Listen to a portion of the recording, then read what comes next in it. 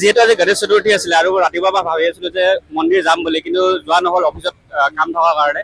আৰু ইভিনিং আহিম বুলি ভাবিছিলো, বৰ্তমান বাৰু আহিছোৱেই।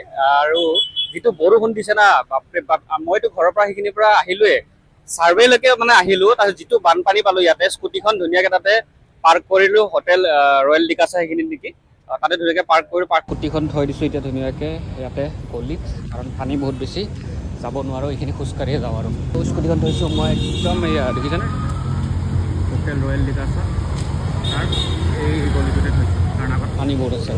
এতিয়া খোজকাঢ়ি গৈ আছোঁ আৰু পানী আপোনালোকক দেখুৱাইছোঁ, চাওক চাওক পানী। কেমেৰাত এনেকুৱা লাগে যে বহুত কম পানী, কিন্তু বহুত বেছি পানী হৈছে, চাওক।